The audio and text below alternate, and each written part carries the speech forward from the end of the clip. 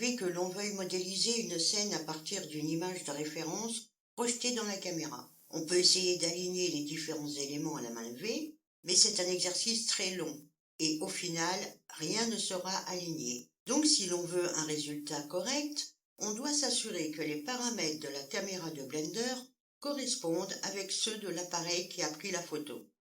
Avant, on pouvait utiliser l'add-on Blam, mais il n'est plus compatible avec les versions récentes de Blender. Mais le mec qui a développé cet add-on l'a intégré dans son logiciel FSpy. Et ça, c'est plutôt bien, parce que FSpy est open source et qu'il est autonome, ce qui veut dire que l'on peut l'utiliser avec d'autres programmes comme Maya ou After Effects par exemple. Le site web propose un tutoriel qui est assez simple et facile à comprendre. Il faut d'abord télécharger le programme depuis le site officiel fspy.io. En cliquant sur le bouton vert, on se retrouve sur GitHub. Et là, la procédure n'a rien de particulier. Vous choisissez votre OS, puis il faut dézipper le dossier. Ensuite, on retourne sur le site pour récupérer l'add-on. Donc, même procédure, il n'est pas nécessaire de dézipper le dossier qu'on installera dans Blender plus tard. En fait, le fichier espion est facile à utiliser. En gros, il s'agit de définir un point de fuite dans l'image en utilisant les axes représentés par des lignes. Il est logique que certains formats ne soient pas pris en charge par le logiciel, comme par exemple les prises de vue avec une distorsion trop sévère, ou des rendus orthographiques, ou encore des prises de vue panoramiques. Il suffit de glisser l'image de référence directement dans le logo. Tyler utilise une image de salle de bain. Bon. Alors, sur le côté gauche, il y a les menus. Au milieu, l'image de référence avec des points de contrôle. Et sur le côté droit, il y a tous les paramètres que la caméra devra extraire. Donc, le nombre de points de fuite se trouve ici. On voit qu'il y en a 2. Je vais changer pour n'en prendre qu'un. Nous avons 2 lignes rouges et une ligne verte. Maintenant, nous allons dans le menu des axes pour changer ce X en Y. Nous avons maintenant 3 lignes vertes et l'on voit que sur la droite, la manœuvre n'a pas été validée. Nous allons changer ça avec un axe Z. Nous avons là 2 lignes vertes et une bleue. Donc, les lignes vertes représentent l'axe Y et les lignes bleues l'axe Z. Alors le but ici est de les aligner avec l'image qui correspond à cet axe. Je vais utiliser l'axe Y en premier parce que c'est celui qui traverse la caméra. On peut maintenir la touche majuscule enfoncée pour zoomer. Je vais prendre cette ligne ici et la faire correspondre avec la base de la porte de la douche. Et vous pouvez voir cette ligne plus fine qui se détache pour rencontrer l'autre ligne. C'est le point de fuite de l'axe Y. Maintenant, cette ligne bleue ici va contrôler la rotation de la caméra avec l'axe Y. Je peux faire pivoter le gizmo autour de l'axe Y. Alors, je vais aligner ça sur le bord de la porte ici. Je peux déplacer le gizmo et on peut voir que cela fonctionne plutôt bien. Maintenant, quand il s'agit de points de fuite, il y a quelque chose à noter. Vous devez renseigner FSpy sur la largeur du capteur et la distance focale de la caméra, ce qui la plupart du temps n'est pas possible parce qu'on ne les connaît pas. Peut-être qu'en jouant ici, on pourrait essayer les paramètres et voir si ça fonctionne, mais cela implique trop d'estimations approximatives. On pourrait utiliser 2 points de fuite. Mais je tiens à dire que je l'ai fait avant d'enregistrer cette vidéo. Mais finalement, je suis revenu à un seul point de fuite, car dans ce cas particulier, cela a bien fonctionné pour moi. Je veux aussi vous faire remarquer que pour une raison quelconque, j'ai mis le Y au lieu du X dans l'exemple. Je vais donc le changer. Alors quand nous serons dans Blender, on verra que le X s'éloigne de la caméra et le Y sera perpendiculaire. Ce n'est pas si grave, mais je voulais le souligner. De toute façon, je voulais parler d'un exemple d'utilisation avec 2 points de fuite avant de passer à autre chose. Nous passons donc à 2 points de fuite. Vous voyez que nous avons maintenant 2 axes Z. Je vais apporter celui-là pour le faire correspondre à cette ligne ici. Et je veux vous montrer quelque chose dont il faut faire attention. Nous pouvons voir maintenant que le gizmo a disparu et que sur la droite, les données sont invalidées. C'est essentiellement parce que les parallèles sont l'une à côté de l'autre ou qu'elles divergent au lieu de converger et qu'il ne peut pas y avoir de point de rencontre à aucun moment. Et comme je l'ai dit précédement, F-Spy s'appuie sur des points de fuite. Donc, un bon moyen de s'assurer que cela ne se produise pas est de choisir des lignes à l'extrême opposé dans l'image. Dans ce cas, cette ligne est ici assez loin vers la droite. Donc, nous irons plus loin vers la gauche, au bord de ce miroir, et nous pouvons voir maintenant qu'il est capable de comprendre le point de fuite. Le gizmo arrive ici, et ça a l'air plutôt bien dans l'ensemble. Le but ici est d'avoir des lignes avec un angle entre elles, de sorte qu'elles finissent par converger en un point. Et comme vous pouvez le voir sur le côté ici, nous obtenons la largeur de l'image, la hauteur, nous avons aussi le champ de vision, la position de la caméra et son orientation. Bon, après, il y a le menu, le point principal, dont je peux vous parler brièvement, mais qui n'est pas vraiment utile pour cette image en particulier. Bon, imaginez un point entrant directement dans le centre du capteur de la caméra. Le point sur l'image vient de là, c'est le point principal, et il coïncide normalement avec le point médian de l'image. Mais parfois ce n'est pas le cas.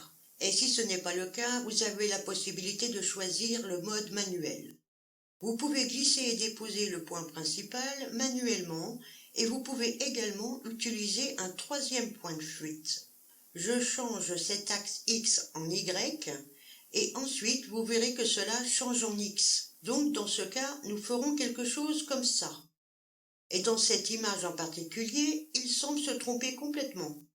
Comme je l'ai dit, je ne suis pas encore tombé sur un cas où je devrais utiliser cette méthode pour trouver le point principal. Donc dans ce cas particulier, je vais juste revenir à un point de fuite. Dans le menu 3D Guide, vous pouvez apporter différents objets pour voir comment ils se comportent dans la scène. Cette ligne correspond bien à la base de la porte de la douche ici. Celle-là correspond assez bien à la plinthe. Vous pouvez également apporter une grille YZ, une grille XZ et une grille XY. On est allé assez loin dans les paramètres pour cette vidéo.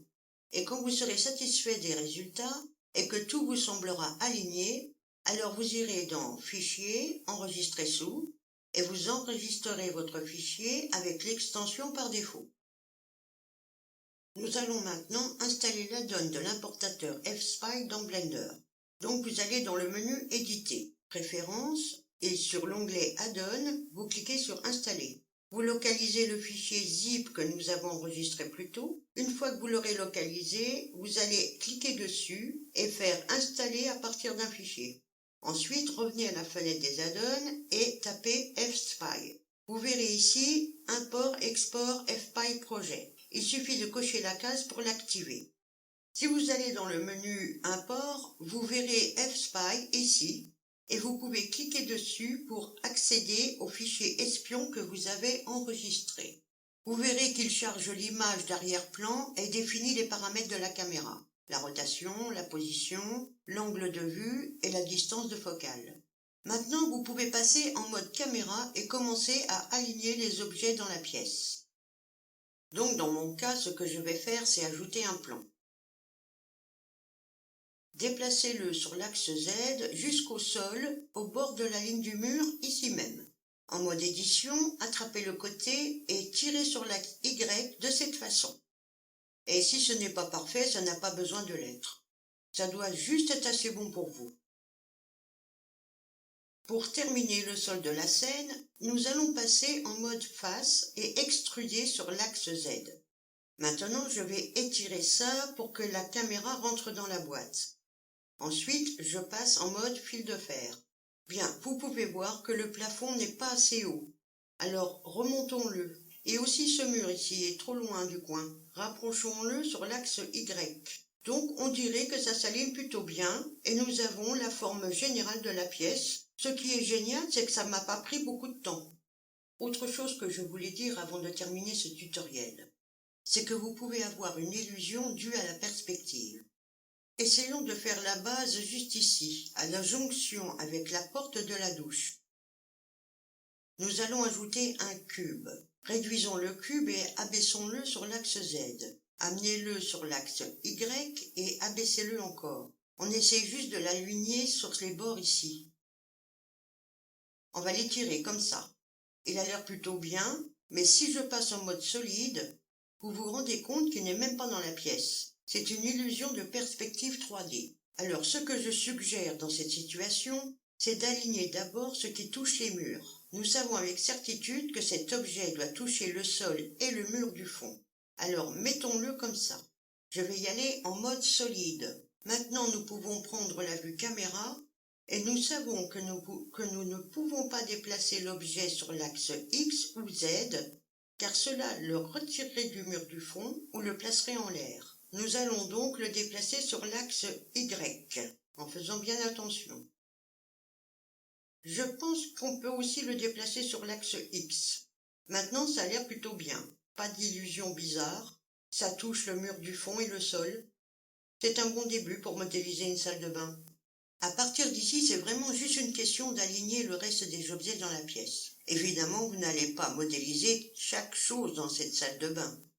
Sauf si vous voulez vraiment essayer. Mais je ne resterai pas assis ici à essayer de modéliser ce robinet de douche. Une chose que je ferai, c'est de modéliser cette petite étagère ici. Alors je choisirai d'aller en mode édition et d'ajouter une boucle. Donc je vais juste appuyer 2 fois sur G pour faire glisser jusque-là. Ajoutez-en une autre et faites-la glisser également. Et maintenant, je peux sélectionner la face et l'extruder et nous avons une jolie petite fenêtre. Et c'est vraiment tout pour ce tutoriel. Je suis sûre que vous savez comment faire pour modéliser les autres objets. Alors voici l'image que j'ai obtenue. Ce n'est pas parfait, mais je suis vraiment content. C'est plus proche de l'image de référence qu'elle l'aurait été si je l'avais fait à main levée. Ce tutoriel est fini les gars. Merci d'être restés jusqu'à la fin et si vous avez apprécié, partagez cette vidéo. Et vous pouvez aussi laisser un commentaire. Je vous dis à bientôt et bon blend.